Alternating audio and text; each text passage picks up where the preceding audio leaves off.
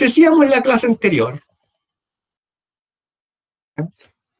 cerca de algunas dictaduras en Latinoamérica, no la alcanzamos a ver todas, ¿cierto?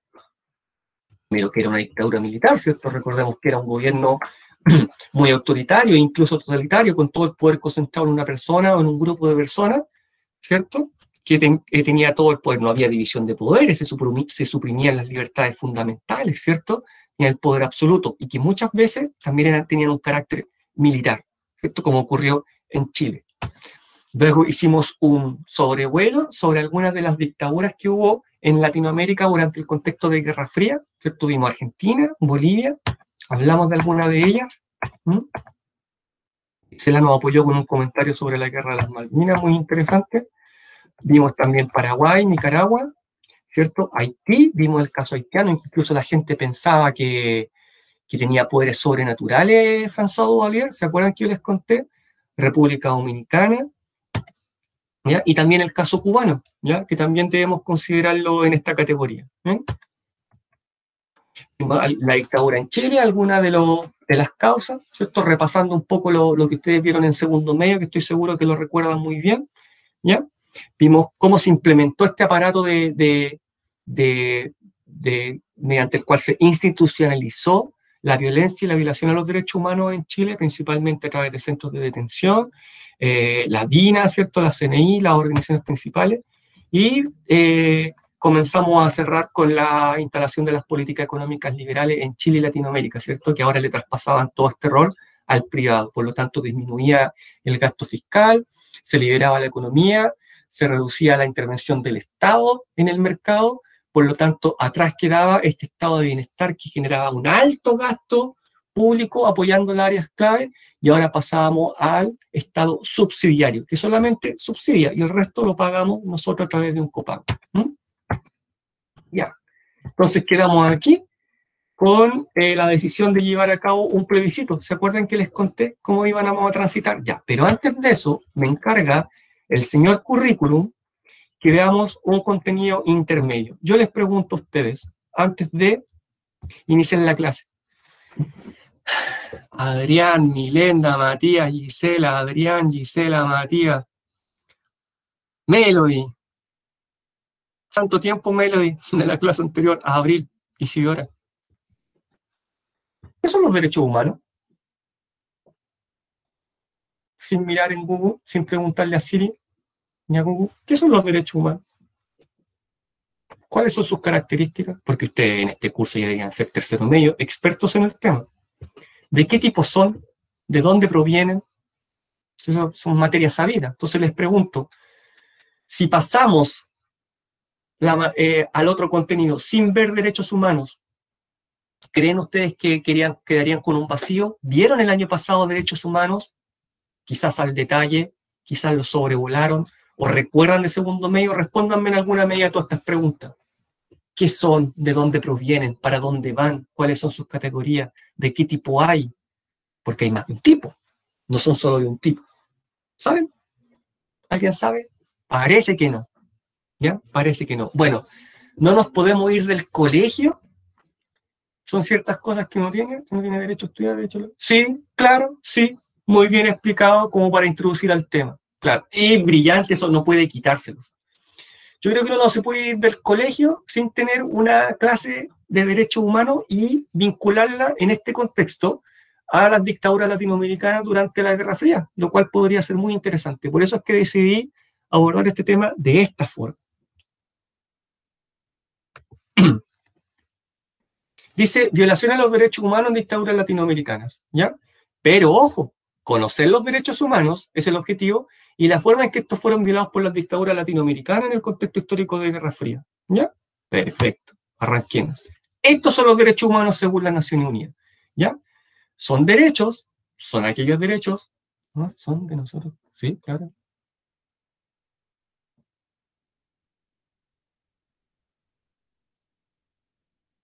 Claro, exactamente, Olga. Muy bien. Y el principal, el derecho a la vida. El derecho a la vida. Justamente eso lo vimos hoy con filosofía política cuando revisamos a las ideas de John Locke. Súper interesante, con el cuarto E. ¿Qué son los derechos humanos?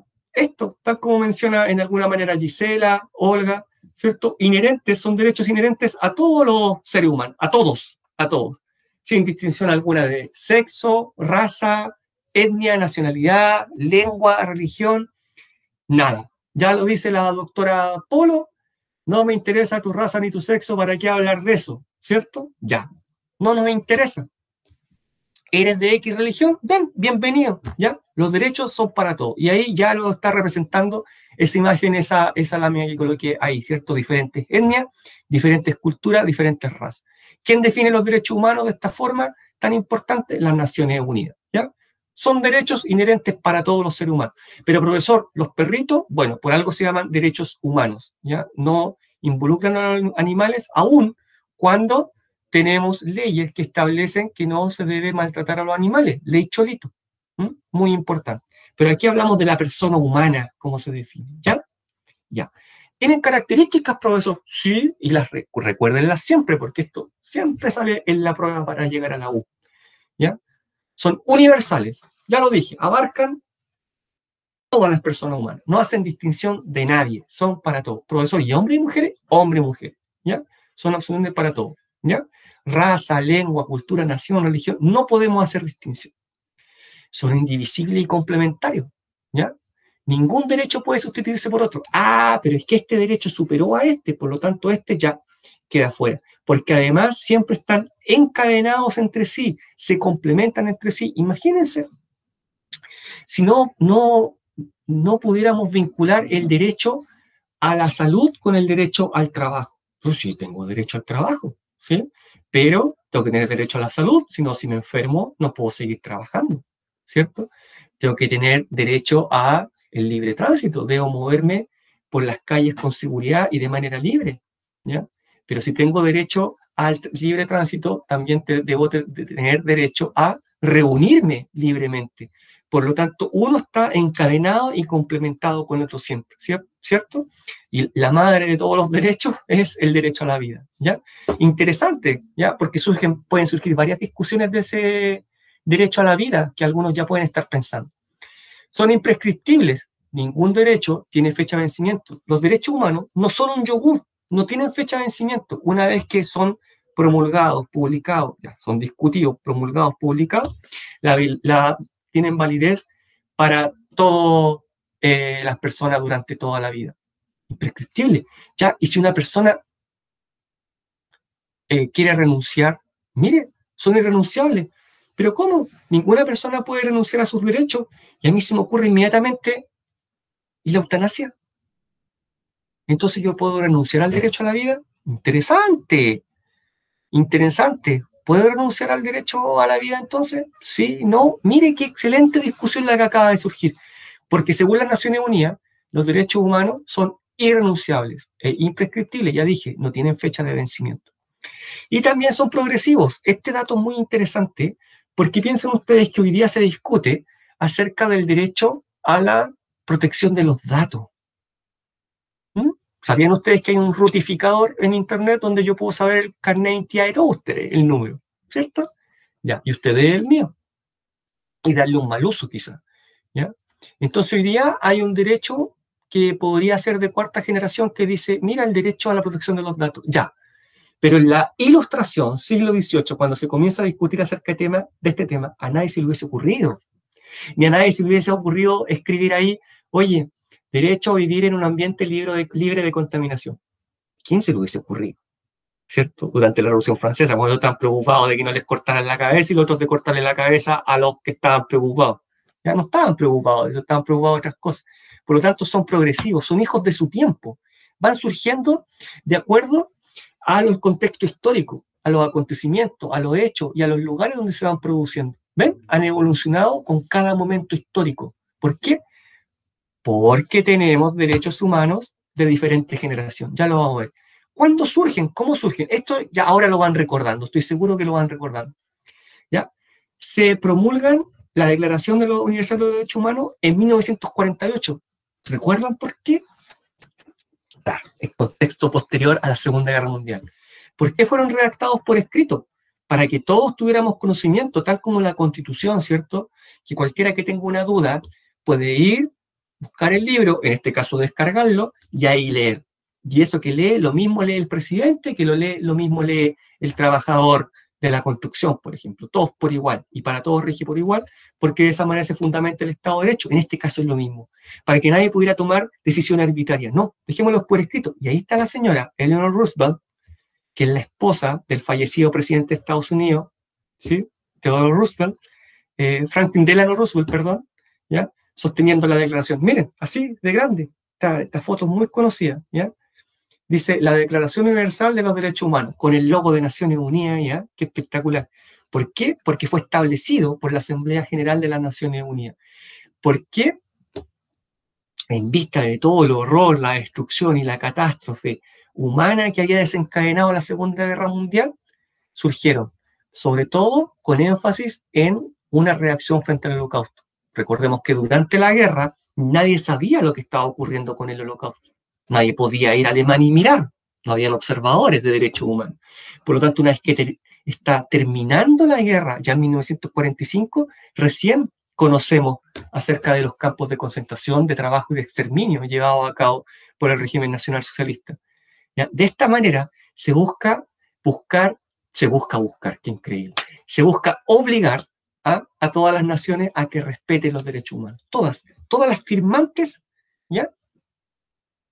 Se obligan. En primera instancia no todas firmaron. Por ejemplo, la Unión Soviética no firmó, ¿ya? En primera instancia. Hoy día ya. La Federación Rusa, por supuesto, sí. Y otro dato importante que hemos visto en educación ciudadana, está por sobre los estados y las constituciones. O sea, yo quiero escribir algo en mi constitución, no puedo pasar sobre los derechos humanos, ¿ya? Quiere el Estado establecer una ley, promulgar una ley, oye, ojo, los derechos humanos, ¿ya? Lee esto. El horror, ¿cierto? El horror de los campos de exterminio durante la Segunda Guerra Mundial. Niños. Profesor, ¿y hay tipos? Claro que sí. Hay tipos de derechos humanos, ¿ya? ¿En cómo los clasificamos? Según el contexto histórico, el periodo histórico en el que surgen, ¿ya? Aquí nos vamos a ir despacito hacia Latinoamérica, ¿bien? Hay de primera generación. Vámonos a Europa, siglo XVIII, durante la Ilustración, ¿cierto? Los ilustrados comienzan a pensar en esto. Montesquieu, Rousseau, ¿cierto? Ya, comienzan a pensar en los derechos humanos. Y a imponer obligación el Estado hacia sus ciudadanos. Recordemos que todo esto es una reacción frente a la monarquía absoluta. Ya no queremos ser súbditos, ahora queremos ser ciudadanos, ¿ya? Pero aún así, cuando surgen los derechos humanos, en este contexto del siglo XVIII, Revolución Francesa, Declaración de los Derechos del Hombre y el Ciudadano, literalmente es el hombre y el ciudadano. Se excluyen mujeres, niños y esclavos. Posteriormente, en 1791, si no me equivoco, sale una declaración de los derechos de la mujer y la ciudadana, ¿ya? Pero no tuvo el mismo efecto que esto. De hecho, quizás ustedes ni siquiera lo sabían ese dato, ¿ya? Principalmente son derechos individuales, civiles y políticos. ¿Cuál es, profesor? Derecho político, derecho a voto. Derecho a voto, ¿ya? Derecho a votar y ser votado, a votar y ser elegido. Esos son el derecho político por excelencia, ¿ya? Pero también derechos individuales y civiles. Y aquí surge el derecho a la vida, el derecho a la integridad física, todas nuestras libertades fundamentales, libertad de movimiento, ¿ya? Que ahora se ve restringida, pero por una condición especial. Libertad de residencia, créanme que no siempre fue así. Libertad para vivir donde yo quiera, libertad de expresión, ya que para mí es fundamental, ante la ley, ¿ya? Y libertad de culto, que yo pueda ejercer el culto que yo quiera. Esto es lo que surge en el siglo XVIII. Y aquí podemos nombrar a John Locke, ¿cierto? Siglo XVII, incluso, padre del liberalismo, a Rousseau, a Montesquieu, a los ilustrados de ese periodo del siglo XVIII. Estos son los derechos de primera generación, ¿ya? Pero miren, esto es siglo XVIII, esta foto es 1898. Cuba, una familia de esclavos trabajando en un cañaveral. ¿Quién es el dueño de los esclavos? El Imperio Español. Oiga, profe, 1898, ¿verdad? Sí. Porque en 1898 recién Cuba dejó de ser colonia española. Recién, 1898. ¿Ya? Por lo tanto, todavía habían esclavos. Todo el resto de los países ya había superado ya esa condición. Pensemos que Inglaterra había establecido la la abolición de la esclavitud mucho antes. En Chile se había declarado la libertad de vientre mucho antes, ¿cierto? Con Carrera. Cuba, 1898. ¿Ven? Nos comenzamos a venir hacia América Latina. Miren, segunda generación, Chile, la foto, surgen a mediados del siglo XX. ¿Por qué? ¿Recuerdan ustedes el tema de la cuestión social? ¿Les suena? ¿Cierto? Grandes migraciones de gente que vienen del campo, zonas rurales, hacia zonas urbanas en busca de mejores expectativas económicas, pero se encuentran con una ciudad que no está preparada para acogerlos. Por lo tanto, la gente vive en condiciones paupérrimas. O sea, yo alcancé a ir a visitar amigos cuando chico que vivían en CITES como ese, ¿ya? Con habitaciones en los costados y al fondo un baño común para una cantidad de personas que ustedes ni se imaginaban. Y cada habitación adentro tenía una pelela, una basenica, digámoslo de esa forma. Hacían sus necesidades ahí y después la iban a botar al baño. Eso yo lo vi, ¿ya? Yo lo vi a principios de los 80, estoy hablando, ¿ya? Pero esto surge a mediados del siglo XX, ¿ya? Para dar respuesta a el problema de la cuestión social, a estas condiciones de pobreza, de precariedad que hay, no solamente en Chile, sino que en Europa y Latinoamérica también. Pero esta foto es en Chile, ¿ya? Y ¿cuál es el agente rector aquí? Es la igualdad, el concepto de la igualdad, para garantizar bienes y servicios para todos por igual, ¿ya? Porque era mucha la distancia entre esta clase social, si la podemos llamar así, y una élite que estaba arriba, ¿cierto? Y una incipiente clase media, ¿ya? Que es principalmente conformada por personas que trabajan en el aparato estatal del gobierno. Busca garantizar accesos a bienes y servicios. Por lo tanto, es fundamental la participación del Estado. ¿Recuerdan ustedes, en segundo medio, cuando vieron este proceso en que termina la Primera Guerra Mundial, se nos viene la crisis del 29, por lo tanto se produce la caída de la bolsa y surge el New Deal, ¿cierto? Con el presidente Roosevelt y su asesor económico Keynes, donde el Estado comienza a hacerse cargo de todas las áreas claves, ¿se acuerdan? Con el keynesianismo, salud, educación, vivienda, trabajo, se hace cargo de todo eso con un alto gasto fiscal, un altísimo gasto fiscal, ¿ya? Para hacerse cargo de todas esas temáticas. Esto surge en Estados Unidos, luego esto se traslada a Latinoamérica y por supuesto también a Chile. ¿Cómo le vamos a llamar a todo eso? El estado de bienestar, ¿ya? Que se preocupa de las personas en todas esas áreas clave. Corresponde a derechos económicos, sociales y culturales. ¿Había antes que la gente pensara en una pensión? ¿Que la gente pensara en un FONASA, por ejemplo? ¿Que la gente pensara en derechos culturales, económicos? No, ahí está. La gente comienza a pensar en calidad de vida adecuada. Pensemos que recién en la década del 20 aparece la ley de la silla, que le permite a los trabajadores sentarse en el trabajo y tomar un descanso. Pensemos que recién se comienza a regular con leyes laborales, 8 horas de trabajo diarias, ¿ya? Recién se comienza a regular todo esto. Antes simplemente la gente trabajaba, como estas personas que están apareciendo ahí en el salitre, de sol a sol. De sol a sol. Y ustedes ya saben que se les paga con fichas, ¿cierto? De sol a sol, ¿ya? Derecho a la salud, derecho a la educación. Mire, derecho a la educación. ¿Quién sabía leer y escribir? Yo alcancé a conocer, todavía hay en Chile, pero yo alcancé a conocer mucha gente que no sabía leer ni escribir.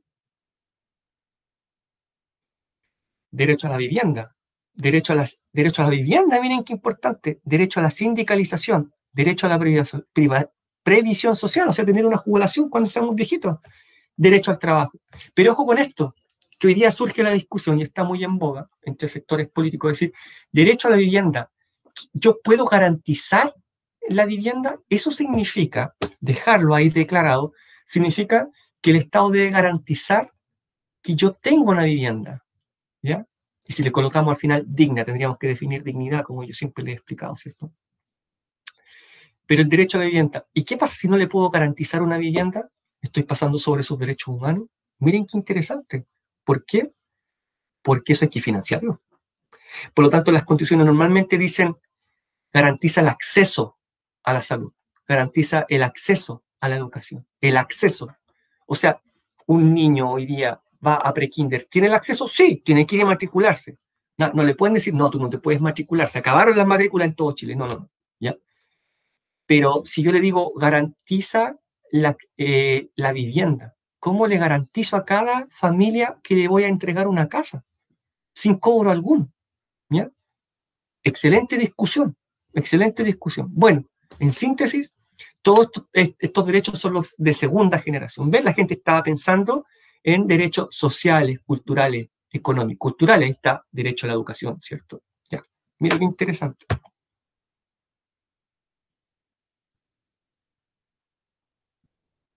Ustedes, los ustedes del pasado, antes de mitad del siglo XX, una escuela chilena donde el profesor era pito y mando. Pito y mando. Con la varilla para todos lados. Y todos ahí sentados derechitos poniendo atención al profesor Mil. Todos peinaditos, con su uniforme impecable, ya a la escuela. Bueno, esto se preocupa mucho el estado de bienestar, ¿eh? de la escuela, con los presidentes del periodo radical que ustedes vieron en segundo mes, Pedro Aguirre Cerda, recuerden. ¿Ya? Y miren qué importante, ¿se acuerdan que hablábamos los de primera generación el voto? Bueno, recién en la década del 50, al comienzo, llega el voto para las mujeres, recién. Votan en una presidencial por Carlos Ibáñez del Campo. Mesas receptoras para las elecciones presidenciales. Felices, felices, como debe ser. ¿Ya? El voto recién llega a Chile. Y tenemos de tercera generación, surgen en la segunda mitad del siglo XX. Pero aquí se requiere mucho la colaboración de los estados. ¿Por qué? Porque tienden a resolver problemas globales. Ustedes ya estarán pensando, ¿de qué tipo? Miren la imagen, esto de aquí, el desierto, ¿cierto? Paneles solares. ¿Por qué problemas globales? Porque tienden a resolver problemas de conectividad, de informática, de contaminación, de desastres naturales, de desastres socioculturales, como vamos a ver en la siguiente unidad, ¿ya? Y muchos no son reconocidos por todos los estados, porque resulta que yo soy un estado que me encanta la energía nuclear, o me encanta usar cierto tipo de energía, y por lo tanto, si utilizo esa energía, estoy violando el derecho humano de tercera generación. Por ejemplo, son colectivos, son solidarios. ¿Ya? Entonces yo tendría que buscar nuevas formas de energía y eso es caro. Por lo tanto, no todos los estados adhieren a estos derechos. ¿Cuáles derechos, profesor? Desarrollo sostenible, ¿cierto? Que yo solamente ocupe lo que necesito para dejárselo a la siguiente generación, y el derecho a la paz, la autodeterminación de los pueblos, derecho del consumidor, tenemos el CERDAC, autodeterminación de los pueblos, o sea, podemos pensar en pueblo mapuche, podemos pensar en nuestros pueblos originarios en general, y el derecho a vivir en un ambiente libre de contaminación, ¿cierto? Muy importante. Con respecto al derecho a la paz, si alguien ha leído un libro que se llama 1984, se establece por decreto, por ley, que se elimina la palabra guerra. Pero si yo no conozco la palabra guerra y la elimino del vocabulario, ¿qué pasa cuando haya una guerra? ¿Cómo le llamo a ese estado? Estado de menos paz. Ahí tenemos otro problema. La guerra es un fenómeno que hasta nos ha acompañado desde el Neolítico, ¿ya? De cuando el primer hombre del Neolítico fue y le quiso robar una oveja al otro hombre del Neolítico que estaba más allá, al vecino, ¿ya? Desde ahí. Es un fenómeno que nos acompaña. Por lo tanto, es muy difícil garantizarlo. Muy difícil, por mucho que las Naciones Unidas lo intenten. Normalmente fracasa en sus intentos de paz. Queremos el respeto a nuestra madre tierra, ¿ves?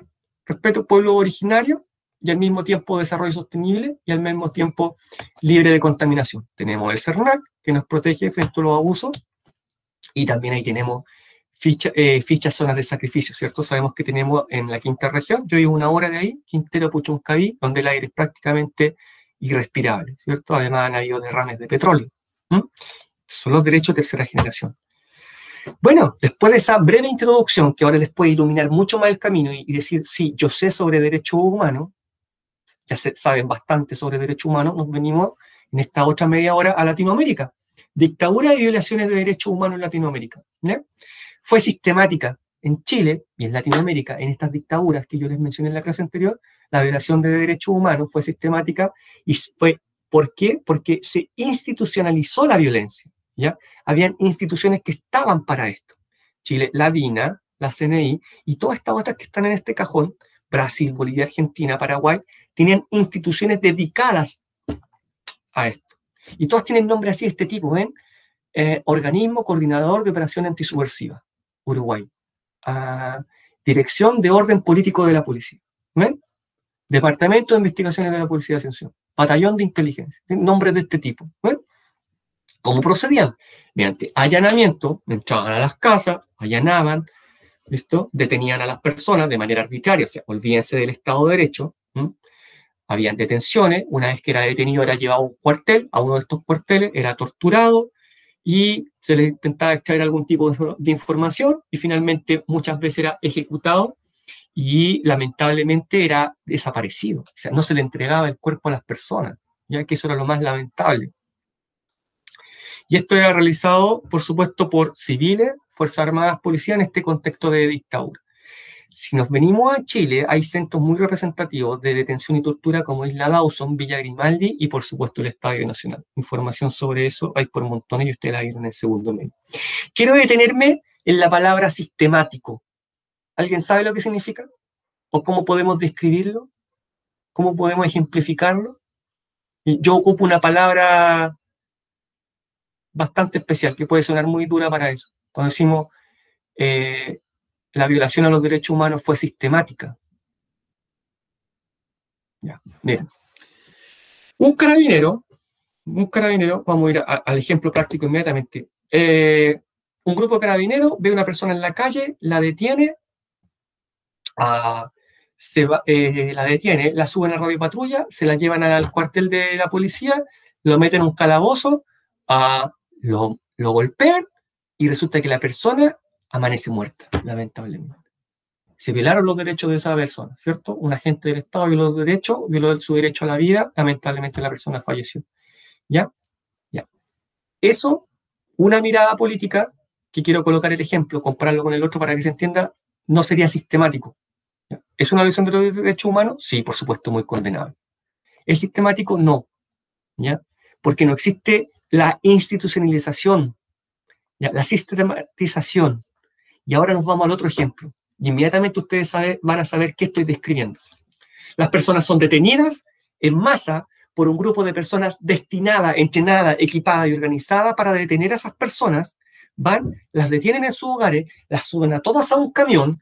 El camión está destinado para eso. El camión los lleva a un lugar acondicionado para recibirlos. Se bajan del camión, son clasificados, desnudados, duchados, desinfectados y se les pone aquí un símbolo de determinado color para saber a qué categoría pertenecen. Luego de eso se les hace trabajar y cuando ya no son útiles para trabajar, se les elimina. ¿Ya?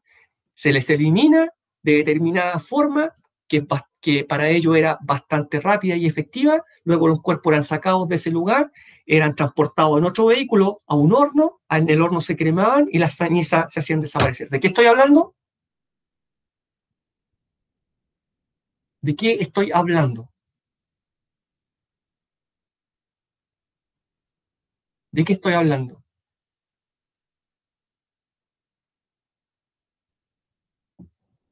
¿De qué periodo, hecho, histórico, acontecimiento terrible estoy hablando? Con todo este ejemplo del camión y los muertos y el lugar y el crematorio. ¿De qué estoy hablando? Tercero medio. Aproximadamente 40 alumnos en línea en este momento. Claro, claro, campos de concentración, Dylan, brillante. Y si somos más específicos, Segunda Guerra Mundial, y ahí salió todo. Es que no escuché, claro. Holocausto, ¿cierto? Eso es sistemático. Ya, ¿con qué palabra yo lo relaciono siempre? Y así lo aprendí. La fábrica.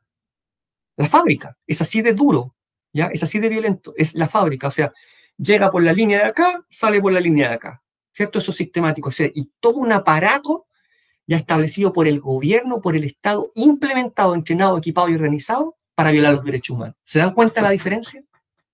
¿Ya? ¿Se dan cuenta de la diferencia? Olvídense de que alguien en esa situación puede denunciar. No hay Estado de Derecho. Ahí está la diferencia.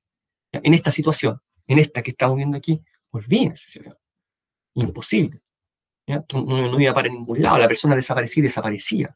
¿Ya? Pero no solo esto. Miren. Vamos con el estudio de caso. ¿Saben lo que son las UMAP? Probablemente sí, probablemente no. Donde el trabajo forma al hombre. Las UMAP, ¿ya?, son las unidades militares de ayuda a la producción. Fueron creadas en Cuba en 1965 en el contexto de la dictadura cubana de Fidel Castro.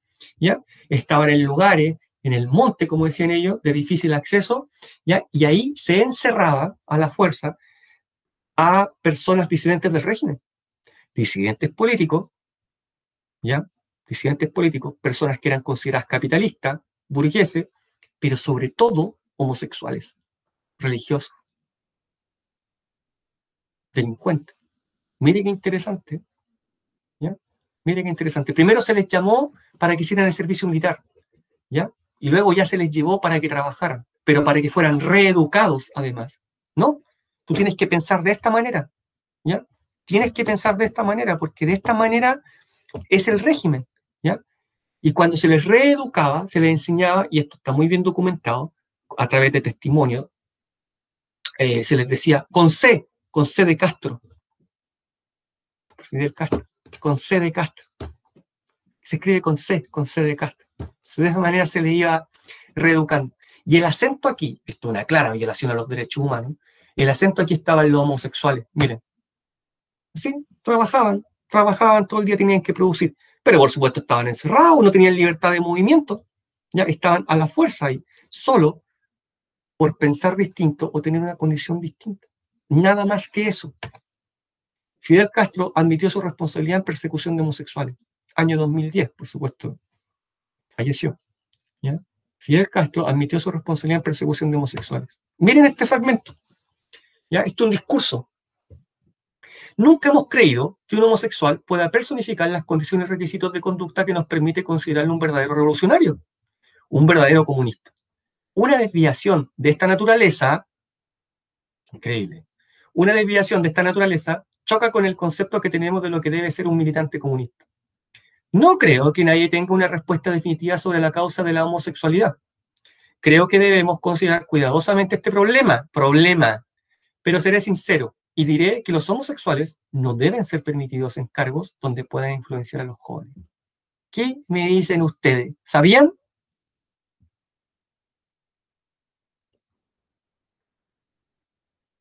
Claro, bueno, en fin, o sea, me quedo con el final, o sea, en fin, claro, la libertad, o sea, que por pensar distinto, pero por pensar distinto, por tener una condición diferente, que diferente si ni siquiera es diferente, ¿ya? ¿Ya? Pero de esta manera era el pensamiento, al mismo tiempo son hijos de su tiempo, ¿ya? Pensemos que esto está pasando el año 66, dice ahí, ¿ya? Pero claramente una violación a los derechos humanos y debe ser considerada de esa forma y de ninguna manera romantizada. O sea, hay otras versiones que dicen que no, es que aquí se les educaba. No, si no es así. Para eso estaban las UMAP, ¿ya? Video en YouTube de gente que estuvo ahí, ¿ya? Que estuvo ahí, que da su testimonio, el infierno, ¿ya? El infierno. Está muy bien documentado estos casos. Poco comentado en clase, los profesores nos enseñan mucho esto, pareciera, y se dedican a ver las otras dictaduras latinoamericanas. Y miren qué interesante. Claro, claro, también, Olga. Aquí nos vinimos a Chile. Esto es terrible, ¿ya? Unos campesinos, el año 1973, unos campesinos vivían ahí en una localidad cerca de Talagante, región metropolitana, y fueron unos carabineros y los sacaron de las casas, los llevaron detenidos, ¿ya? Y los llevaron cerca de estos hornos de unas minas de cal, y ahí los mataron. Escondieron los cadáveres en esos hornos, chiquititos que están allá abajo, son chiquititos, son grandes, pero para la mina son chicos, y los escondieron ahí. Entonces, una persona iba por ahí caminando y vio los cuerpos antes que los metieran, y se escondió. Y vio que los mataron, y metió los cuerpos ahí, metieron los cuerpos al horno. Eso fue el 73. Pasaron años y el 78 encontraron los cuerpos. Miren el contexto, o sea, dictadura, general Pinochet. Descubrieron los cuerpos. Bueno, ¿y estos cuerpos? ¿Qué hacen aquí? 15 campesinos. ¿Ya? Y por supuesto los retiraron. Y comenzó la investigación. Los carabineros, no. Nosotros los tomamos detenidos y los llevamos a esos hornos porque nos dijeron que ahí ellos tenían escondidas armas. Pero cuando llegamos al horno, desde el cerro, nos comenzaron a disparar. Respondimos el fuego, terminó el enfrentamiento, y estaban todos los campesinos muertos, lamentablemente. Y nos asustamos y decidimos no informar y meter los cuerpos aquí en el horno. Versión de Carabineros. Comienza la investigación. En primera instancia los carabineros son condenados, pero pensemos en el contexto de dictadura, no hay Estado de Derecho. Son sobreseídos, o sea, quedan libres. ¿Ya? Quedan libres. Pasa el tiempo. Pasan los 80. Pasan los 80. ¿Ya? Sí, sí, claro, Olga. Claro, sí. Brillante, claro. Pasan los 80. ¿Ya?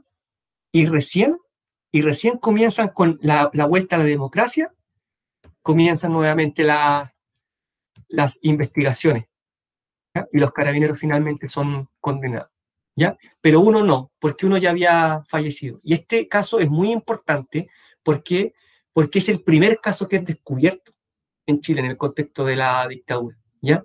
Por lo tanto, comienza a surgir recién aquí este tema de los derechos humanos. Recién se comienza a hablar, pero recién es el 78. O sea, faltan todavía 11 años para que termine la dictadura, ¿ya? Y por eso también se encubrió la investigación y los carabineros quedaron libres, ¿ya?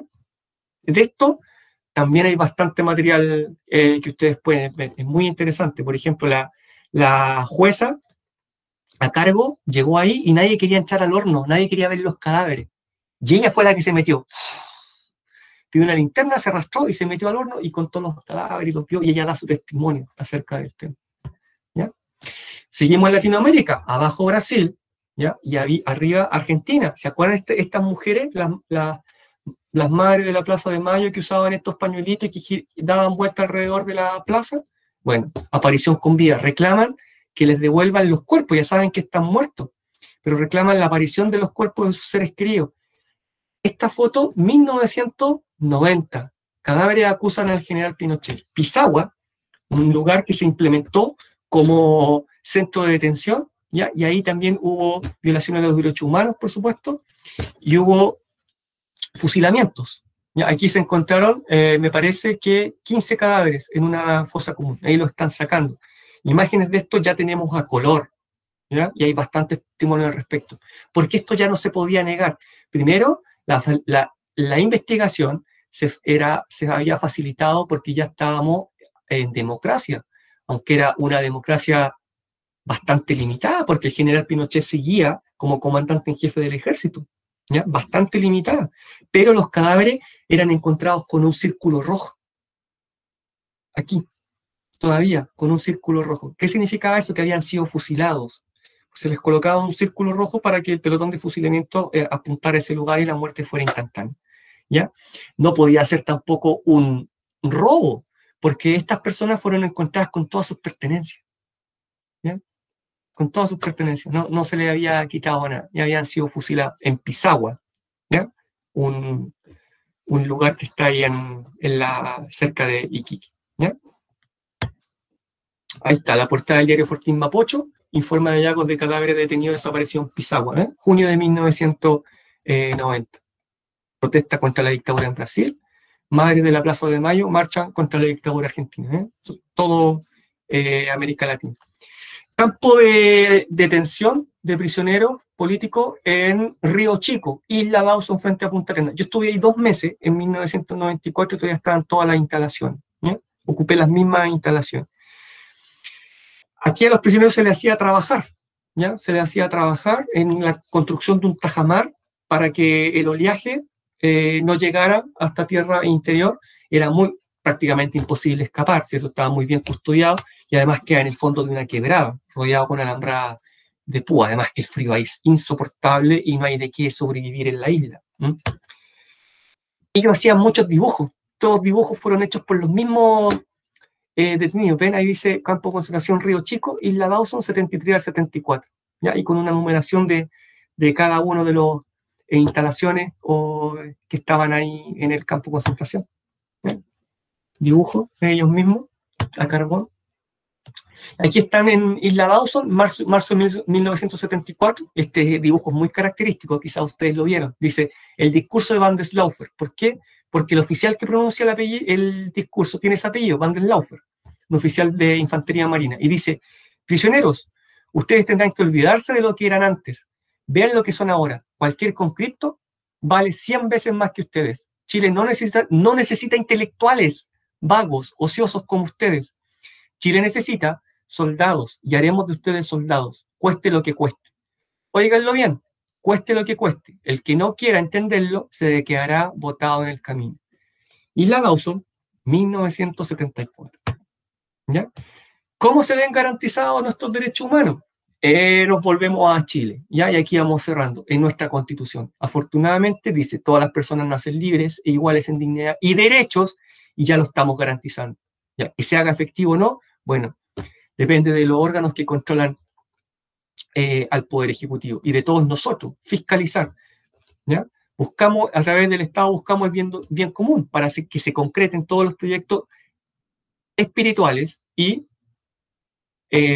materiales de todas las personas sin distinción, de ningún tipo, tal como lo declaran los derechos humanos. ¿Ya?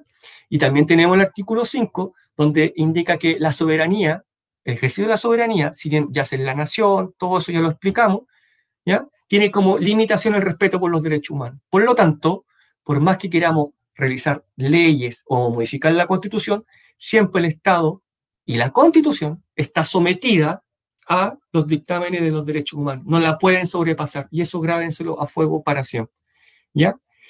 El Estado, ojo con esto, con lo que viene ahora, el Estado asume la obligación de respetar y promover los derechos humanos. ¿Ya? El Estado asume la obligación de respetar y promover los derechos humanos. ¿Bien? Tenemos el caso de la jueza Tala, ¿cierto? Que ya lo explicamos en otra asignatura. Pregunta, para ir cerrando: ¿quién viola los derechos humanos?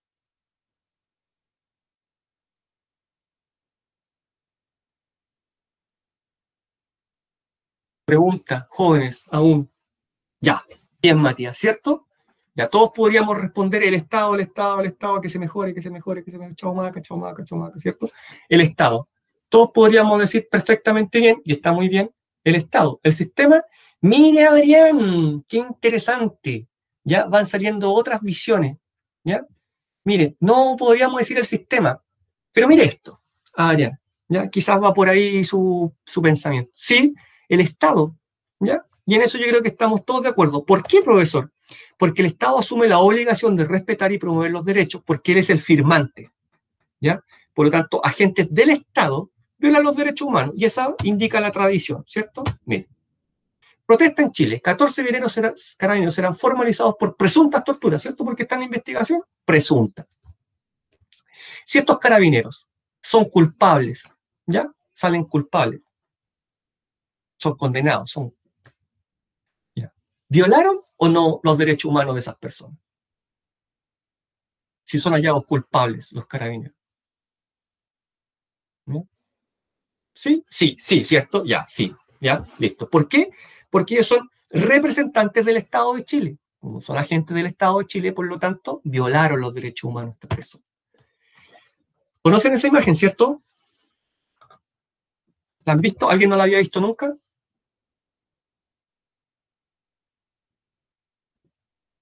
Todavía lo están meditando, esa imagen. ¿Mm? ¿La habían visto?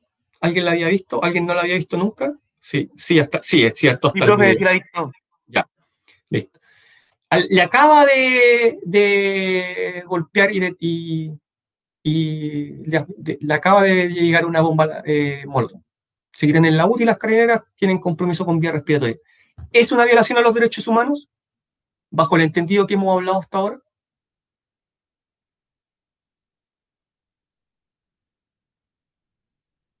No. No. No. Porque no la lanzó un agente del Estado. No es un agente del Estado. Por eso, porque no es el Estado. Claro. Pero no fue un agente del Estado el que generó ese deleznable delito, ya ese crimen. Si yo voy por la calle, derecho a la vida, voy por la calle, mire qué violento esto, voy por la calle, oh, mira, se quedó ahí, voy y lo mato, ¡pum!, le pego un palo en la cabeza. ¿Violó sus derechos humanos? Bajo este entendido. bajo este entendido de este contenido de la clase, que es la visión tradicional de los derechos humanos. No, no. ¿Cómo le llamamos a eso cuando en las noticias vemos una persona mató a otra? Es decir, ¿cómo un hombre mata a otro hombre? ¿Cómo le llamamos a eso? A ver, alguien que quiere estudiar derecho, ¿cómo le llamamos a eso? ¿Cómo le decimos en las noticias? ¿Cómo decimos? ¿Cómo se llama esa figura? ¿Cómo se llama ese delito? Un asesinato, ¿cierto? Más jurídicamente un homicidio. Eso es. Eso es. Eso es. Un homicidio. Si no, todo sería violación a los derechos humanos. ¿Ya? ¿Por qué? Porque bajo el entendido que el Estado asume la obligación de respetar y promover los derechos humanos. Mire qué interesante discusión, si tuviéramos una hora más podría surgir de esto. O si tuviéramos la oportunidad de estar dentro de una sala de clase. O sea, sí, dígame, Olga, láncese con todo. ¿Cómo es posible que matar a alguien no sea quitar los derechos humanos y está quitando el derecho de la vida? Ya. Porque bajo esta visión tradicional de los derechos humanos, solo los estados pueden violar los derechos humanos porque son ellos los que están obligados a respetar y promover los derechos. Por eso. De esto hay mucho, y me extraña que no lo sepan, ya en tercero medio hay mucha información que ustedes pueden buscar. De hecho, pueden buscar en Google más rato la frase siguiente: ¿quién viola los derechos humanos? Y les va a salir toda la información que yo tuve que leer para poder hacer esta clase. ¿Ya? Si no, todo sería violación a los derechos humanos. Absolutamente todo. Todo. Claro, Adrián dice, perdí toda la esperanza en la humanidad con esto. Bueno, pero eso es, ¿ya? ¿Se han dado cuenta que circulan videos en que hay gente que va a increpar a funcionarios del Instituto Nacional de Derechos Humanos y dice, oye, ¿ustedes por qué no hacen nada? Hay un video de eso, ¿ya? ¿Por qué no hacen nada? Miren lo que está pasando allá, ¿ya? La gente está quemando tal cosa, está saqueando tal cosa. No, le dicen, este video está. Y gente del Instituto Nacional de Derechos Humanos le dicen, no, porque nosotros actuamos cuando el Estado viola los derechos humanos. Ese video está disponible. Ellos son los encargados, esa gente lo dice, lo declara, y ahí está súper claro. Lo pueden leer también en la página del Instituto Nacional de Derechos Humanos, ¿ya? Y cada uno puede realizar sus propios juicios y lo puede conversar con su familia a la hora del almuerzo. Y es porque esto es muy interesante. ¿Por qué? Por esto. Prisión preventiva para 6 carabineros acusados por tortura y abuso sexual contra universitarios. Si fueran hallados culpables, serían violadores de derechos humanos. Carabinería por bombas molotov presenta querella por homicidio frustrado, pero no hay un seguimiento del INDH, ¿no? Porque no es considerada una violación a los derechos humanos. Es un delito muy deleznable, muy condenable por toda la sociedad, pero no. Si los carabineros son condenados, sí. Esto no es una violación a los derechos humanos de la carabinera, es un delito, y ahí queda claro. ¿Ya? Mire qué interesante lo que estamos hablando, pero mire lo que decía el sistema, cuando dijeron el sistema. Dice, ¿quién más viola los derechos humanos según una perspectiva muy moderna, de la cual no van a encontrar mucha literatura? Ya dice, la guerrilla colombiana acusada de violar los derechos humanos. ¿Por quién? Por Human Rights Watch, la misma ONG que vino a Chile el año 2019 a observar y a informar que en Chile se habían violado los derechos humanos. La misma, y es la misma que declara la guerrilla colombiana acusada de violar los derechos humanos. Por lo tanto, hay una nueva visión de quién viola los derechos humanos que declara una nueva perspectiva acerca de quiénes pueden ser acusados de violar los derechos humanos. Por ejemplo, grupos paramilitares y el narcotráfico. También, bajo esta perspectiva muy moderna, ¿ya? Que todavía no está plenamente instalada y de la cual en Chile mucha gente podría decirle, no sé, surge esta nueva visión. Si la empresa es estatal, claro. Si la empresa es particular, no. Interesantísimo. ¿Ya? Síntesis y actividad. Pero profesor, elabora un mapa conceptual manuscrito con sus respectivos conectores y al menos 25 conceptos que permita comprender los siguientes temas: origen de los derechos humanos, tipo de derecho humano, violación a los derechos humanos cometidos en LATAM en el contexto de Guerra Fría, derecho humano en nuestra Constitución, posturas políticas frente a las violaciones de derechos humanos que acabamos de ver, Mire, la actividad puede ser realizada en pareja o individual. Una vez realizado tu mapa, tómale una foto y súbela a Moodle. Lo hace a mano, aquí, ¿ya? Una hoja, ¿ya? Cumple con todos los requisitos, conectores. Acá hay un mapa conceptual de cómo se debe hacer un mapa conceptual. Listo. ¿Quién lo hizo? Dylan y Matías lo hicieron. Me colocan en la hoja. Dylan y Matías. ¿Ya? Listo. Foto. Una foto clara. Si no, lo devuelvo. Y esta foto, ¡pum! A Moodle. Profesor, aquí le mandamos el trabajo. Y dice Dylan y Matías. Y yo califico a los dos. Si llega con un nombre, es individual. Uno de los dos decide subirlo. Y yo voy a colocar una nota. Esa nota es para los dos. ¿Dudas? No creo. Esto viene como de primero básico. Ojo con una cosa, es un mapa conceptual, no es el mapa del unicornio, ¿ya? No es con colores, ¿ya? ¿Para cuándo? 20 de mayo. El 20 de mayo definitivamente cierro todo, ¿ya, Matías? Dice aquí, mapas conceptuales representan, ese es el conector. Hay páginas en internet que hablan de conectores, con miles de conectores, las pueden buscar, ¿ya? Conectores para mapa conceptual. Dice, representan conocimiento organizado, incluye otro conector, sentimientos asociados a afectos agregados a conceptos que son regularidades percibidas en objetos o cosas. ¿Ven? De esa manera es. No es cajones con colores y stickers. No, eso no es, eso es otra cosa. ¿Ya? Ese es el apunte visual. ¿Ya? Ya. Si lo quieren hacer de a dos, no hay ningún problema. Si lo quieren hacer de a uno, no hay ningún problema. Y lo sube de esa manera a Moodle. Vuelvo para acá y les pregunto. Preguntas, dudas, consultas. Yo sé que me van a decir que ninguna. Por lo tanto, les pregunto, interesante, ¿eh? Quedan 30 segundos de clase. Interesante. Ya, mire la clase. Buena la vinculación me pareció. Y buena la participación. Me pareció excelente. Mientras no se vayan que estoy pasando lista, por favor. ¿Ya?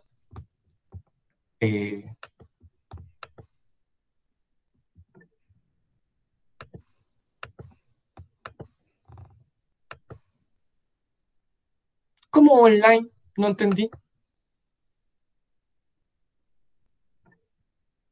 O sea, sí que le va a ser mucho más difícil. Le va a ser mucho más difícil. Es mucho más difícil decir. Sí, lo puede hacer. De manera digital lo puede hacer, claro. Pero es bastante más difícil. No sé si pueden hacerlo así. ¿Mm? Si lo quiere hacer así, no, sí, de que se puede, se puede. Sí, aquí está. Claro que se puede. ¿Ya? Pero es bastante más difícil. ¿Mm? Si alguien lo quiere hacer así, no hay problema. Bueno, si alguien se quiere quedar aquí conmigo, no tengo ningún problema. Se queda conmigo a conversar y a discutir algún tema de las notas. Me lo dice inmediatamente, me dice yo, profesor, y yo me quedo. ¿Alguna? No, pues si lo hace con lápiz mina, pues, y va borrando, así yo hago mis mapas conceptuales. ¿Ya? Así se hace. ¿Ya? Y va borrando y después ya le repasa arriba lo definitivo. Y eso es todo. ¿Ya? Ya, listo, perfecto. Súper bien. ¿Ya? Háganlo como mejor le parezca. Ya. Se quedan conmigo los que necesitan algún tipo de retroalimentación y el resto excelente. Nos vemos en la siguiente clase, nos vemos el siguiente día. Que les vaya súper bien. ¿Mm? Chao. Chao, chao, chao, que les vaya súper bien. Que lo pasen bien el fin de semana. Ya. Aquí se va a quedar alguien a conversar.